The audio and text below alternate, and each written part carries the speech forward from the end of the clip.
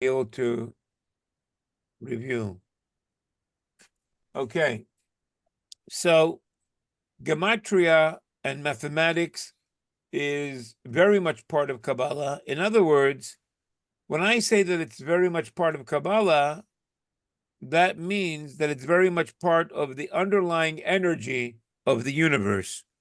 Because keep in mind always, when we talk about Kabbalah, we're talking about the deepest levels of reality, right? So keep in mind the metaphor that I've given you a number of times. When you're looking at a person, there is what's on the surface, and then there's what's going on deep down inside. Deep down inside is really what is going on with the person. And what you see on the outside is just on the surface, superficial. So when we say something is important in Kabbalah, what we're basically, in different words, saying is that this is a reality on the level, on the deepest levels of identity and of the energy that makes the world. And we're going to discuss, if anything I say you don't understand really well, you're always welcome to put up a hand or to ask what, and try to probe a little further. So everything is an energy, but it's an energy on a spiritual level. In other words, it's an energy that goes beyond anything we can measure, anything we can see, anything we can touch. But it's an energy in the sense that it's a force. So now that force works and operates in many different forms. It's recognized and it can be manipulated and accessed in many different ways. So one of the ways in which this essential energy and force reveals and expresses itself is through numbers. Numbers, just like letters, right? Letters, every letter represents a different form of force. And then when you put a bunch of letters together, they become a word. The word represents a combination that very uniquely represents a force. So let me give you an example, like with chemicals. Right? On the standard table of elements, you have atoms.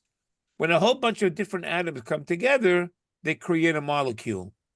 And every molecule is different than another molecule, right? So there are, I think it is, including the artificial elements on the standard table of elements. I think it's over 100 or 110, 113. I don't know how many there are. There's the natural elements, and then there's the ones that were created in labs. Okay, so you have the atom. The atom combines together. Depending on what atoms you put together, you will get different molecules. So the same thing is also, everything in this physical world is an expression of something spiritual. The reason why that's true in the physical world, that there are atoms, when they combine, they make molecules, and when molecules are put together, they can create objects. That's because in the spiritual world, that's precisely the way it works. There is the essential energy. There is the energy that expresses itself in an atom. An atom is a Greek word for indivisible, but today we know that that's not true. We know that atoms are also divisible.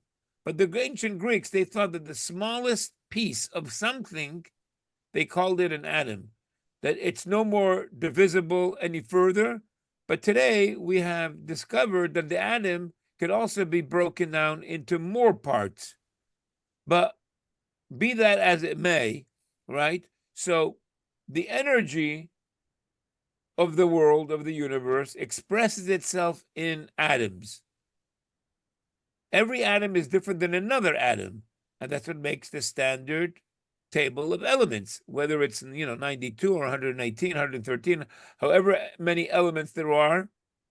Those atoms, which are very unique, one different than the other, depending on how they combine, they will create different objects.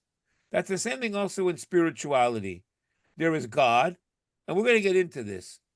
There's God, who is indivisible, right? Truly indivisible. He's the essential essence of energy, pure potentiality. It can't be divided into anything. We can't relate to that pureness of energy, and then it expresses itself in letters. Letters are like the atoms. And then when you put many different types of atoms together, you're going to get different kinds of objects. The letters are the individual atoms. Depending on how you put together different atoms, you're going to get different words. Those different words represent different objects. So that's as far as the letters go. Now, the letters in Judaism, in other words, in the wisdom of God, in the wisdom of the universe, letters represent also numbers. So besides the letters representing a certain specific form of energy, there's another dimension to looking at the letter, which is called numbers. Those numbers represent an expression of energy. And depending on how you combine those different numbers, you will get the outcome of a different object. Okay, you're in a Kaballah class and you're being taught some serious business. And I'm giving it to you in its raw form. So if you get what I'm saying, good. If you don't, and you want to ask. But in answer to Tony's question, does numerology play a role in Kabbalah? Absolutely it does. Because God created everything and he expresses himself through letters, which also represent numbers. And the way you put the letters together to make words, make objects, and the way you put together on a different level, the numbers, that too will create its own outcome. The Rebbe, Rabbi Schneerson, once mentioned that there used to be Hasidim, they're called Polish Hasidim, that they would only go into certain trains if it had the right kind of number to the train, right? So I guess somewhere in Poland, there were numbers to the train, train 466 and train 469 or 723 and 848 and whatever it was. So they understood the importance and the significance and the impact and the influence of numbers. They would only go into certain cars that had the right kind of numbers that mixed and matched to their interpretation of good vibes. Okay, so that was an answer to Tony's question. Tony, you get it? Hello? Yeah, I got it. I had to unmute myself again. Okay. Did you follow a little bit of what I'm talking about? Yes, I did. Okay. So we promised that tonight we were going to get right into this Patach Eliyahu, which we did right now, actually, with what I was explaining. But let's go through the words. And a lot of what we're talking about in these words, you may not understand and grasp fully right from the start. And I get that. So some things you may need to just hold on to your pants and have a little patience, because it will slowly become clearer to you.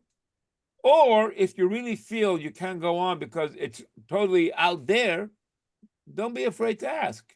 Okay, that's what this class and interaction is about. Okay, so let's start over here. Okay, the prophet Elijah, of blessed memory, opened and said, that's the way this Patach Eliyahu begins. The prophet Elijah revealed himself to Rabbi Shimon Bar Yochai in a cave while in hiding. Rabbi Shimon Bar Yochai was in a cave, and he was hiding from the Romans who wanted to kill him because he spoke in a not a positive, actually in a negative way about them. According to the Ramchal, who is the Ramchal? The Ramchal is Rabbi Moshe Chaim Luzzato. Very interesting guy. He was a scholar and a mystic in the 18th century. He was born in Padua, Italy.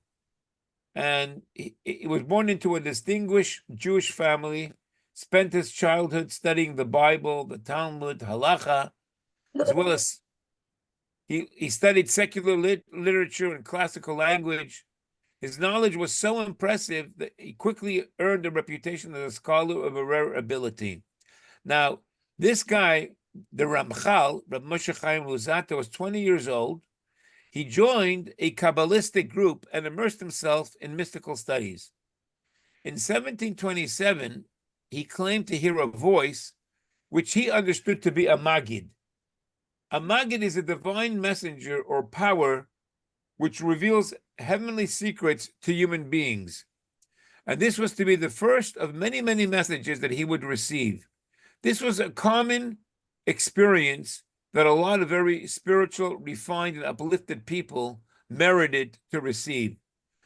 The Ramchal, Rabbi Moshe Chaim Luzzato, he shared these messages with those in his Kabbalistic circle, a group of young men who had come to Padua to study at the university. So he was still in the university at that time.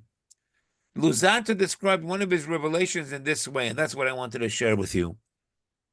I fell into a trance, and when I awoke, I heard a voice saying, I have descended in order to reveal the hidden secrets of the Holy King. For a while, I stood there trembling, but then I took hold of myself. The voice did not cease from speaking and imparted a particular secret to me. At the same time, on the second day, I saw to it that I was alone in the room, and the voice came again to impart a further secret to me. One day he revealed to me that he was the Magid, that very special messenger, sent from heaven, and he gave me certain unifications. Unifications are special combinations of letters, right? We just explained letters represent certain forces, some very real energies. When you say those letters, or you write the letters, or you think the letters in certain orders, right, they're called yichudim, unifications, and they can create spiritual outcomes. So he says, this Maggid gave him certain unifications that I was to perform in order for him to come to me. I never saw him, but heard his voice speaking in my mouth. Then, says the Ramchal, Elijah came and imparted his own secrets to me. And he said that the angel Matatron, special angel of prayer, right, the great prince would come to me. That's what Elijah the prophet told him. From that time onward, I came to recognize each of my visitations. Souls whose identity I do not know are also revealed to me. And I write down each day the new idea which come to me and they impart upon me. So this Ramchal was recognized as a part of this Kabbalistic group as to be an incredible, uplifted spiritual person who refined himself to receive these incredible secrets. From this Magid, which I told you was something that was a regular occurrence to these kind of incredible people. In 1743, the Luzzato family moved to Akko in Israel, and they settled over there. The Ramchal, he died along with his family not long afterwards in 1746 in a plague. So he was very young when he passed. He was 39 years old. He left several Kabbalistic writings that expressed or described systematic theosophical explanations of the Lurianic Kaballah. And that's what we are referring to and studying, and that's what's discussed, and that's what's studied. One of the most famous book that everybody learns from the Ramchal, Rabbi Moshe Chaim Luzzato, which a lot of people study in many yeshivot, is called Mesilat Yesharim, the Path of the Upright.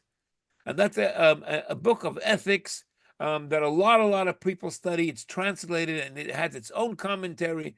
A very famous book, Mesilat Yesharim, right? The Path of the Upright.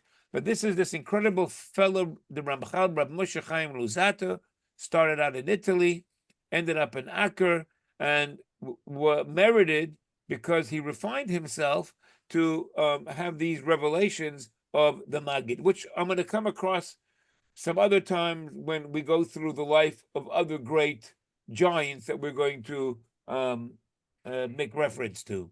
Okay, so according to the Ramchal, which, as I just finished telling you, was part of that Kabbalistic group and became a recognized respected individual in the field of mysticism. The very purpose of Rabbi Shimon's remaining in the cave for so long, 12 years plus 1 year, was in order to bring down the revelation of the prophet Elijah that would be needed until Mashiach, in quotation, right? So this whole experience that Elijah came and revealed this wisdom to Rabbi Shimon Bar Yochai in the cave during those 12 plus 1 year is all part of what is necessary to be known in order to bring the world to the ultimate redemption to the times of Mashiach. So imagine, that's what we're studying right now. The Hebrew word for patach, that's how this begins in the books of the Zohar. The word patach means opened. And that's a very interesting way to begin talking about something. You know, you can begin talking about something and just start saying it. But here, the Zohar is saying that Elijah opened himself to talk the following words. And that implies a two-way opening. It's an opening to rise up through the incredible expanses of the heaven in what is about to be taught, that lie beyond the confines of this earthly plane, and to stand in the presence of the Holy One, blessed be He. It is also an opening to bring the heavenly light of the Ein Sof down into our dark, unconscious world by revealing the exalted teaching of the supernal heavenly Torah. So, get ready, my friends. This Patach, right? This Patach Eliyahu, right, is what Elijah is teaching Rabbi Shimon Bar Yochai. Important information that is necessary to the bringing of Mashiach in our own personal world and for the world at large, because the way Mashiach will come to the world at large is when we first bring the Mashiach and in our own little worlds. And he begins with the word patach because it's like a grand entry into what I'm about to teach you. What I'm about to teach you, says Elijah, is something that is going to open up for you the windows to reach heaven, and through those windows for heaven, God, the Ein Sof, the infinite light, to reach down and to bring greater revelation down into this world. Elijah is opening the faucets of the spiritual dimension to bring the Torah that had never been revealed before through this following teacher. That's how Rabbi Abraham Galanti goes on to extol, right, this Patach Eliyahu. That word patach, which Rabbi Abraham Galanti recognizes as to be, patach means to open. He knows what that means, to be, that this is an opening. And he says this opening is a faucet. It's a faucet that's bringing a spiritual dimension of the Torah into the world that was never revealed before, right? And as I've mentioned many, many different times, right, all of this has to be always based on the words of the Torah. This is not like, some guy had a revelation and he tells you, some kind of pie in the sky that is completely not related to nothing else, and it's like a brand new, and you have to, and the only trust you can have is in this guy. No, when Eliyahu is teaching these teachings, or the Magid, that angel, that messenger is teaching the Ramchal, Rabbi Moshe Chaim Luzzato, it's all secrets that come out of the words of the Torah that, if not for these people, I would have never even noticed that that's what the word was trying to tell us. But after it's brought to our attention, now we can actually see that that was a hidden message that I wouldn't have noticed. It's like you're walking in the street and, a lot of things going on around you, but you're not paying attention, or you're focused some other place. And all of a sudden somebody tells you, learn to look to the right, or pay attention to what you're looking at, but in a different way. And all of a sudden you notice something that was always there that you never even paid attention to it. So when these guys are telling us whatever they're telling us, they're not telling us anything that's, new, that is, we're not familiar with. It's always a secret that is being taught to us out of the words of the Torah. That's what it always has to be. Who is Rabbi Abraham Galanti? He was also a very special person. We're not just quoting people, out of the blue. This guy, Rabbi Abraham Galanti, who lived around in the 1550s, he was also an Italian Kabbalist that was born in Rome. A lot of the Kabbalists come from Spain and from Rome and from all those places. So he was living at the beginning of the 16th century, and together with his father Mordechai and his brother Moshe, right, he is represented by his contemporaries as a man of very, very high caliber who led a very, very holy life, and he happened to as well be very wealthy.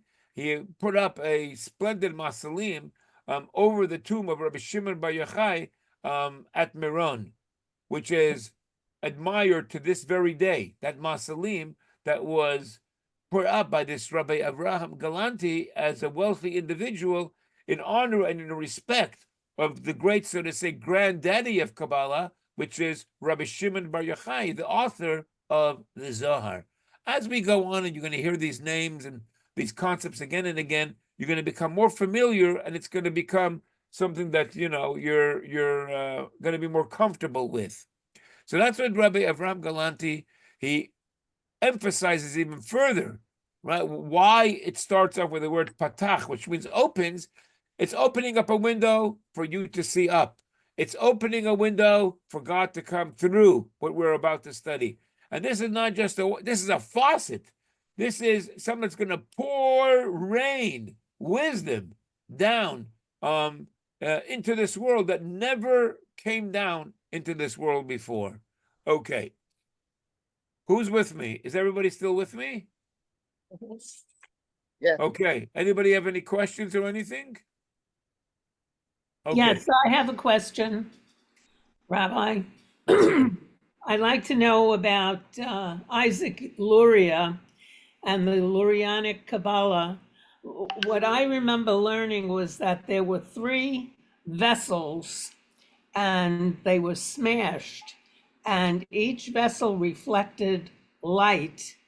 And every time a person does a mitzvah, one of those shards of whatever the vessels were made of is released into the world. Okay, Yocheved, let me Yeah. stop you because you're getting into deep stuff. So let's not deal with that right now. Let's deal with that later on. Okay? You're bringing up good points, but I don't want to get off the subject and start explaining something which is going to take us off the path that I'm on. Okay. If you have a question on specifically what we're talking about, that's what I'd like to answer and help you understand. Okay, so let's get on over here with the Patach Eliyahu, which is in bold. Okay? Okay, so the first one was the prophet Elijah, of blessed memory, opened and said. Those are the first words of the Patach Eliyahu. Patach Eliyahu means Elijah opened up, right? He opened up and said. So you're understanding that this is powerful words. What did he say, Elijah the prophet, in teaching to Rabbi Shimon Bar Yochai? He said the following: eternal hidden master of the worlds, you are he whose unity is infinite and absolute and therefore indivisible. You are he, the first cause, transcendent beyond all that is above and concealed behind all that is concealed. No thought whatsoever can grasp you. That's the actual words. Let's get a little commentary on that now. What is Elijah the prophet saying here? You are he. Everything is very specific, right? We're not, these great guys, they count their words, right? Because that's one of the principles of a good teacher. His words are counted. He doesn't say anything superfluous. Nothing is extra. And especially when it's being recorded over here, right, for posterity, it's edited to be exactly what is necessary to be said. What does it mean, you are he? You, the Patach Eliyahu is written in Aramaic. The word is ant. Antu. You refers to God's immanence, while he is his transcendence. Hold on a minute. By addressing the Ein Sof, which is the infinite light, as you, you whom we recognize from within the prism of creation, Elijah is also speaking indirectly to he who is beyond all categories. Sounds like a little bit of a riddle. Let's go over this again. Okay. Okay. What's that? It sounds like it's the physical description of the world above us. Well, it's the description of God. And what it's saying is like this. There are two parts to God after he created the world. There are two parts to God in his creation of the world. There is God's what's called transcendence, which is beyond anything that we can ever understand or relate to. And then there's God immanence, the way God extends himself to become the world that he created. Because the world that God created is just an expression and a revelation of God himself. But God is revealing himself in just a limited fashion. So let's read over again this paragraph. When Elijah says you, he's referring to God's immanence. He's referring to the part of God that comes into the world, becomes the world that we can relate to it. That's what he's talking when he says you. You are he, right? He's looking at you. He can relate to you. And he's saying, you, God, are the he, which is transcendence. He's addressing the Ein Sof, the infinite light of God, as you. What is you? Whom we recognize from within the prism of creation. Elijah is also speaking indirectly to the he who is beyond all categories. Those are the first words of this Patach Eliyahu. The blessed Ein Sof means no end, infinite light. The blessed Ein Sof, the blessed light of God, which has no end, which is infinite, is the cause of all causes. For all other causes are really effects of his primordial causality and exist because of him. This is a pretty difficult beginning, but it gets a little bit more relatable as we go on. But I'm trying to do my best explaining it to you. And if you don't understand, don't be ashamed to ask. Let's read over this sentence again. So there is the transcendence and there's the immanence. There's what's beyond our understanding, and then there's what we can relate to, which is the immanent God. Now, God is the cause of all causes. He is the beginning of it all. Anything and everything is only an effect that is the result of the primordial causality. The primordial causality is the transcendent God. That's the God that is the beginning of everything. That's the primordial causality, the beginning of it all. The primordial causality, the transcendent God, the beginning of it all that creates all the effects, is the reason why everything exists because of him. You get it? Yes. Okay. Two different descriptions of Ein Sof are being employed right now. So when we talk about this Ein Sof, this infinite light, right? This infinite light, which Elijah is addressing in both two terms. He's addressing the infinite light. Since it's infinite, right? It's really not in one place. It's everywhere. If it would be only in one place, it would be finite, but it's everywhere. That much makes it infinite. And so therefore it has the two aspects of God in it. It has the you and the he. You remember before Elijah was pointing to God and saying, you, God, that I can see, you are the he, that we talk about, right? So we said the you was the immanent God. The he is the one that goes beyond the you. Both of those is the Ein Sof, that's the infinite light, which is the cause of all causes. And Elijah goes on to relate to these two aspects of God in two different ways: transcendent beyond all that is above, and concealed behind all that is concealed.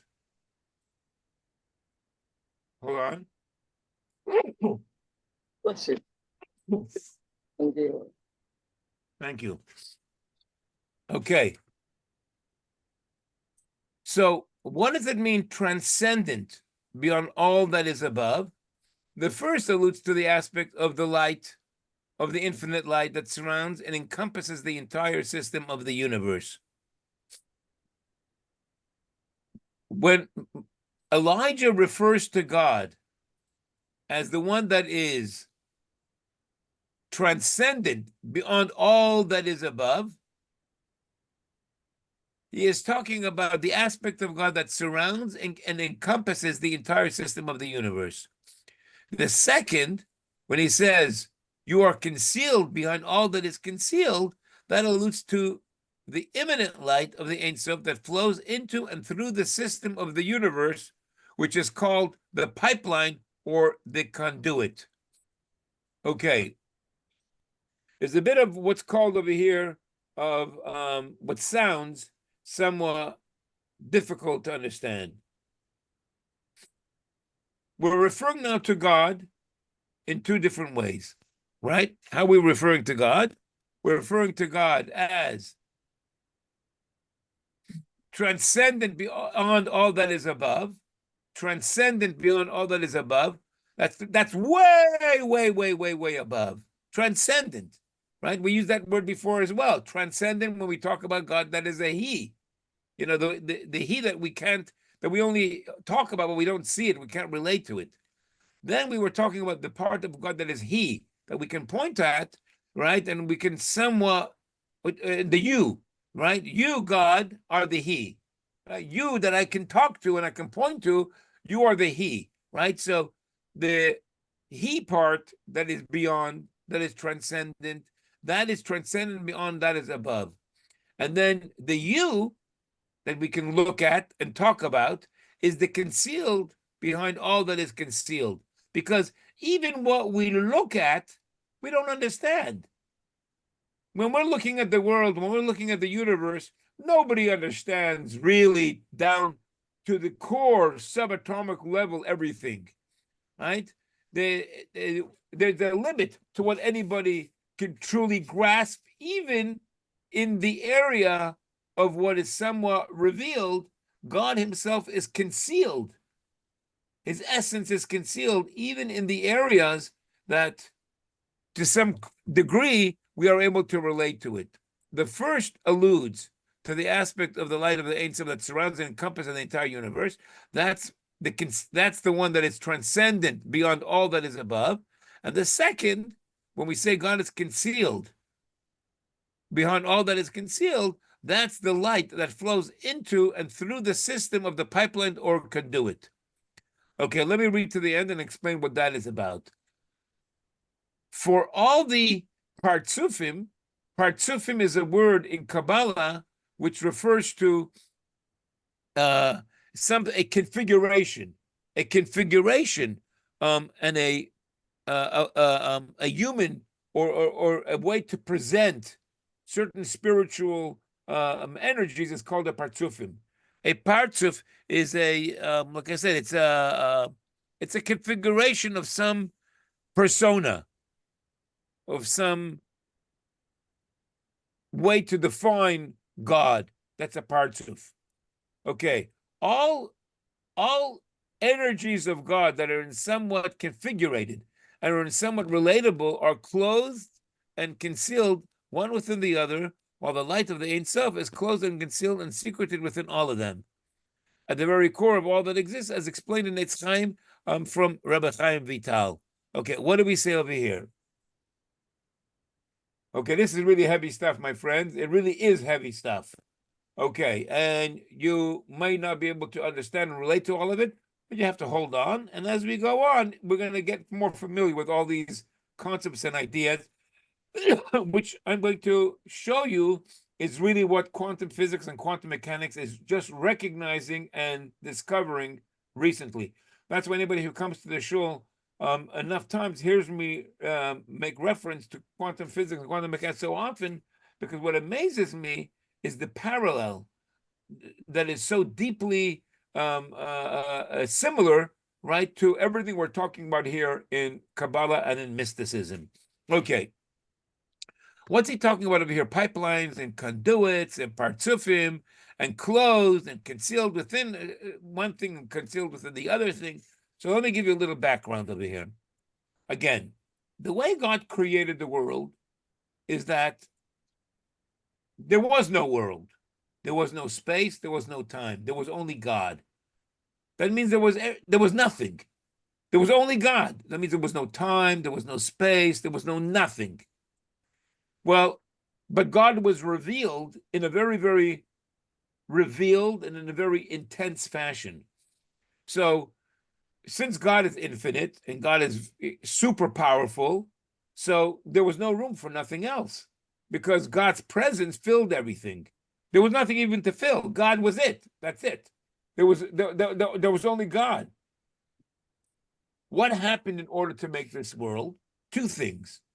Number one, God had to lower the dim switch. You can call that, we call that concealed himself or contracted himself. He had to withdraw himself a little bit. When he withdrew himself a little bit, there became now space. There became the area in which God withdrew. God didn't withdraw his complete presence as an entire entity. God withdrew a space in which now he wanted to create the universe and he wanted to create the world. So it's like he sucked himself in only in a certain area. If I do this, so then only this came in, right? Everything else is still the same. But right now I created a little kind of a crater right here in my cheek, right? So God, he withdrew himself in a certain area in order to put the universe in that space. That's when space became created. And that's when time became created. Space and time were created at the same time, right? So Einstein didn't come up with anything new, but if I don't know how far we're going to get in this Patach Eliyahu, you're going to discover that the spiritual counterpart to space and time is the same thing. And both created the world, the physical world, at the same moment. So space and time became created at the same moment. Now, everything was just, so to say, hollow. There was nothing but hollow. You know, God withdrew himself, so he was like in his full glory all around. But then there was this space in which it was like dark because God withdrew himself. There was no brightness. There was no presence of God. So what did God do? He took a little bit of who he is that remained the way it is always, and he shined it into this dark space, and it's that conduit, it's that pipeline that shone back again into the empty space that creates the world, the universe that we can relate to, that has space and time in it all around. So the space and time of every object is the result, right, of this pipeline, this conduit of light that was withdrawn from the empty space, but then came in a very measured fashion into this black, into this empty space. It's this conduit of light, of Ein Sof, that shined into the empty area to make the entire universe. It started out with a little bit, right? As they say, the Big Bang, and then it expanded itself into making the universe. So the discovery that the scientists talk about a Big Bang, but they don't know what happened before it, and it's out of that everything expanded into the universe. They're off on their timeline, right? But the idea isn't foreign to the Zohar, to the books of mysticism. Okay, so let's read back again here in English. Can I ask a quick question? Yeah. When you're talking about the God coming back into the space, is that the you that you're talking about coming back in that we can relate to? Is it what again? The you of the you and he? Human he. Yeah. That's the you and me. That's So the it's the you that is re-entering our space, not the part that we can relate to. correct. The you is what is coming back into space, and it's the he that remains still above the hollow that God created through him withdrawing from that space. Okay. Okay, so it's you got it. So that's right. Okay, let's read over this paragraph again. The blessed Ein Sof is the cause of all causes, for all other causes are really effects of his primordial causality and exist because of him. Two different descriptions of Ein Sof are employed in the words of Elijah. Elijah talks about this God in two different ways: transcendent beyond all that is above. You, God, are transcendent beyond all that is above. And you, God, you are concealed behind all that is concealed. What's this double expression all about? The first alludes to the aspect of the light of God that surrounds and encompasses the entire system of the universe. That's what Elijah says. You are transcendent beyond all that is above. The second, where Elijah starts talking about God as concealed behind all that is concealed, that alludes to the immanent light of the Ein Sof that flows into and throughout the system of the universes through the pipeline or conduit. Okay, so that you should all get now after all my explanation.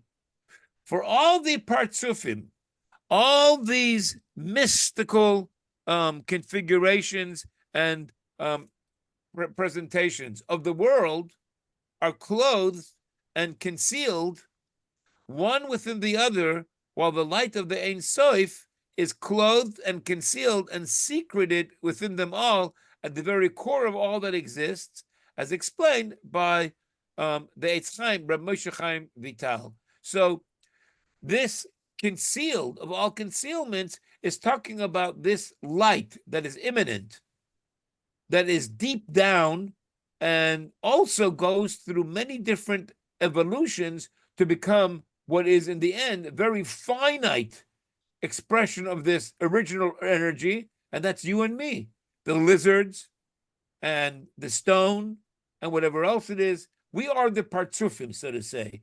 We are these configurations that clothe and have within ourselves, right, concealed on a very deep level, this Ein Sof, this light of that is infinite, right, that goes through different evolutions and becomes the very finite limit expression that is everything here that is in the universe. So that's what Elijah is talking about.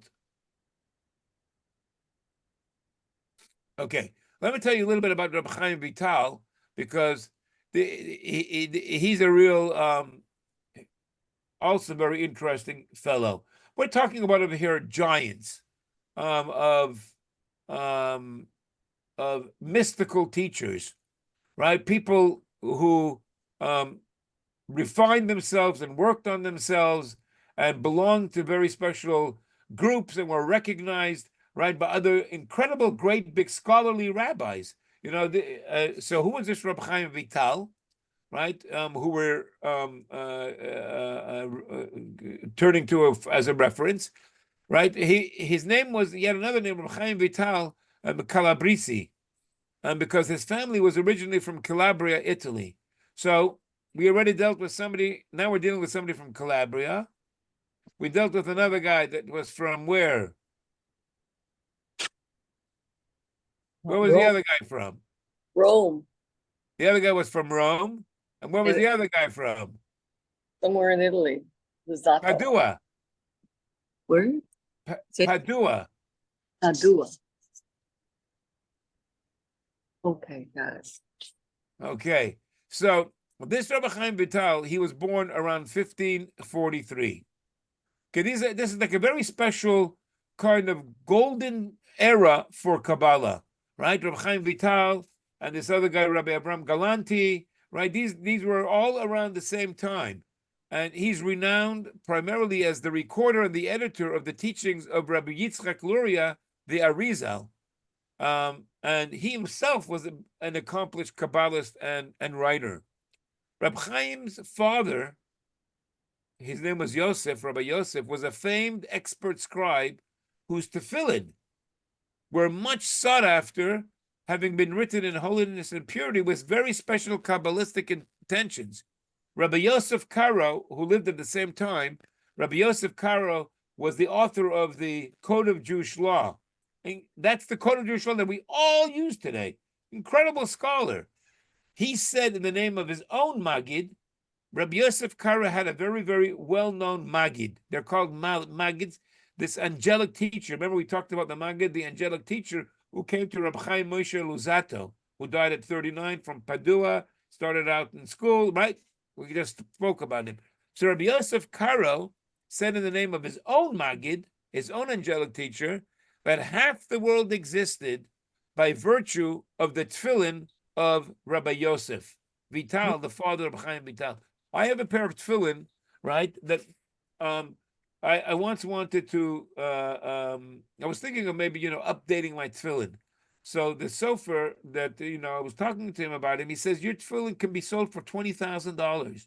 He says, your tefillin was written by a scribe that the Rebbe himself validated and supported and gave approbation. Says, you don't want to sell your tefillin. He says, your tefillin, and as a matter of fact, I found out later on that the children of this scribe, they go through great lengths to buy tefillin that were written by their father. They spend tens of thousands of dollars to buy back people who have tefillin. That was because you remember last week we talked about how in the tefillin there's 21 names of God, right? And 21 itself is very significant. It stands for a word in Hebrew which means only good, right? And we said that 21 of the head and the 21 of the hand, right, make 42, which is that very special, powerful name of God. Remember we talked about all of that? And all this is all part of the Kabbalah teaching, which is giving us an appreciation for, for this depth that exists in numbers and in the kind of people who write tefillin and have certain certain unifications in their mind, and they transmit those unifications, that energy, through their quill into their writing. So this Rabbi Chaim Vital had an incredible father. In itself was incredible.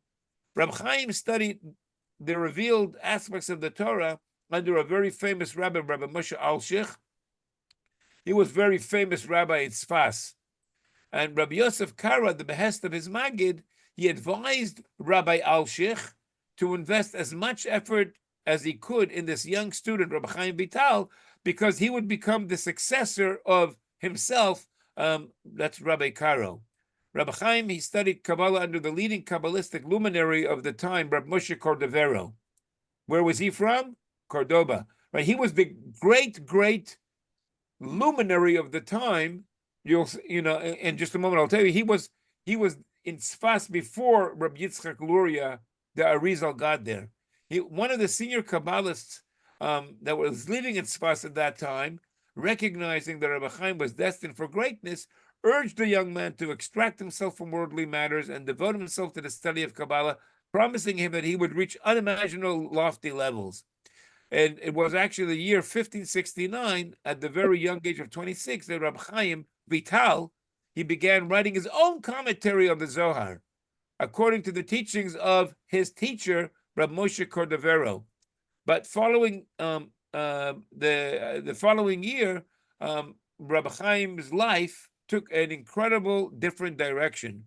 And what happened, I don't know if you want to hear the whole story right now, But what happened was that while Rabbi Chaim Vital was studying under Rabbi Moshe Cordovero, in the meantime, the Arizal, who was in Egypt at that time, was told by Elijah that he has to go to Tzfas to find this very special student that will be revealed to him who it is, which later on became Rabbi Chaim Vital, and he is to go and teach this student everything that he knows. But so when he came over there, the Arizal left Egypt, Rabbi Yitzchak Luria, and he came to Tzfas. Rabbi Chaim was not affected by the Ari. He wasn't, turned on by him. But after the passing of his own teacher, Rabbi Moshe Cordovero, he became attached to the Ari. And Rabbi Chaim Vital says the following story. He says his teacher, Rabbi Moshe Cordovero, appeared to him in a dream a few months after he passed away. And Rabbi Chaim asked him, tell me the truth. He says to his teacher, up in heaven, do they study Kaballah according to the system that you taught me, or according to the system that this new teacher, Rabbi Yitzchak Luria, is teaching me? And his former teacher replied to him, I'll tell you. My approach and this Arizal's approach are both true. However, my approach is more simple, suitable for beginners of the Kabbalah, whereas the teachings of your present teacher are deeper and have a more primary approach. And I too, in the Heavenly Academy, says Rabbi Moshe Cordovero to his student, Rabbi Chaim Vital, I study in heaven according to your present teacher, the Arizal. Anyways, it's incredible, these stories and these phenomenal kind of the background that goes on behind these people that we're quoting. These were exalted individuals. What's that? Gracious, very gracious. There's a lot more to be said, but I see the time is clicking on us. It's incredible how the teachings of Chaim Vital finally became revealed. It wasn't so simple. He took it with him to the grave. Okay, we'll have to leave it for another time. These kind of weird, interesting stories. Okay, let's get on over here. So, in the beginning of Shar HaKavanot from Rabbi Moshe Chaim, from the Rabbi Chaim Vital, it is written, it is revealed that there is no physicality above, God forbid. None of these metaphors that appear throughout Kabbalistic literature are to be taken literally. Rather, they are to be used solely as aids to understanding, to allow a person to perceive spiritual matters that are not easily grasped. In truth, however, it is obvious that beyond a certain point, everything is completely beyond our grasp. And this is the meaning of no thought whatsoever can grasp you. Okay, so this little piece over here that we were talking about, right? Let's go back to the original text, right? So, Elijah says to Rabbi Shimon Bar Yochai, eternal hidden master of the worlds, you are he whose unity is infinite and absolute and therefore indivisible. You are he. Remember, 2 times he's using this description of God. You are he, transcendent beyond all that is above, and concealed behind all that is concealed. No thought whatsoever can grasp you. So in this little clause, we're talking about God who cannot be understood at all. He's beyond any understanding. Then we're referring to the transcendent God that is above the world that was created. Then we're talking about the God who is concealed behind all that is concealed. In other words, the depth that is inside this revealed world that was created by the pipeline of God that came back into the hollow. Deep down, that too can't be understood, because deep down, even that light, which is the pipeline that creates everything that we know, even there, Elijah is teaching us, you are concealed behind all that is concealed, and in truth, no thought whatsoever can ever grasp you. Let's just read this over here, but we're not going to be able to explain it until God willing next time. But you are he who brought forth 10 rectifications. Now that's the biggest thing that Kabbalah reveals. That when this is the biggest thing that is the big elephant of Kabbalah. Kabbalah is revealing to us, and this is where we get the human form, that God, in order for him to express himself into the world, he created 10 sefirot of Atzilut, with which to regulate the powerful illumination of your light that flows down through hidden worlds that are not revealed, the world of Adam Kadmon and Atzilut, as well as the worlds that are revealed, Bria, Yetzira, and Asiya. Okay, just like when you read the other paragraph, you had no idea what we're talking about. You may not have any idea what we're talking about over here as well, but we'll have to leave that for next week. But the point here, so we start out, we're opening up windows of heaven to see God, to understand God. When we open up those windows, we are opening up a faucet that is bringing God into our mind and into our life. By understanding and relating to all this, we are, through that effort on our part, connecting and attaching to a faucet that is bringing God in our lives. Who is this God that we are connecting to and that is coming into our lives? He is transcendent. He is concealed beyond concealments. He is something that we can't grasp. He is beyond understanding. We can feel him. We can somehow relate to him in some kind of way here and there. And it's this God that we are going to now see through the window, made 10 different dimensions, 10 different tools. We call them sefirot. That's what we're starting to notice through this window. The 10 sefirot, the 10 different tools that God created, like a funnel through which he created everything here in the world. And these 10 sefirot are divided into two parts, 3 above and 7 below. 3 above are intellectual, 7 below are the emotions. That's why the most complete number in Judaism is what? 10.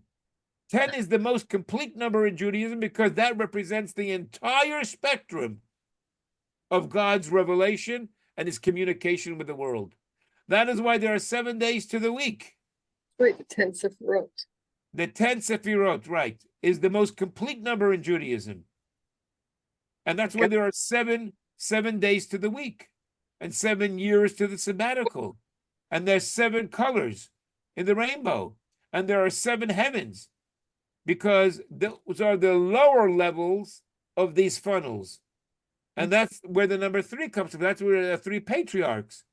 And all the other significant numbers that are related to 3. Moses was the 3rd in the family. God gave the Torah on the 3rd month. God gave a Torah that is divided into 3 parts. Where does the significance of the number 3 come out of? The 10 Sefirot. The 10 Sefirot is the underlying, so to say, spine. That's the framework out of which the whole world comes out of. And since the whole world comes out of this framework of 10, everything is going to have within it an expression of 10 or 7 and 3 and things of that sort. Okay, that's it for tonight, my friends. Who has a little question before we call it a night? And anybody liking what we did tonight? Yes, awesome. Okay, so I don't hear from you. If I don't hear a question, are you alive? Are you paying attention? Yes. Okay. I'm trying to figure out how we went from 10 to 7. What's that? I'm trying to figure out how we went from 10 to 7. Okay, because we're going to learn later on that the 10 get divided into the 3 top and the 7 bottom. Okay. Okay, that's all part of what, we're going to be learning about. Got it. Thank you. Got it? Okay. Thank you, Tony, for your very special act. We won't get into it, but I want to tell you thank you very much in person. You're welcome. Okay. We'll see you all. I'm going to put up a recording, and if you have any questions about what we talked about, you know what the WhatsApp group is about. Have a good night, everybody. Bye. Good to see you. Okay. Have a great rest of the week. You too. Good to luck. Good to luck.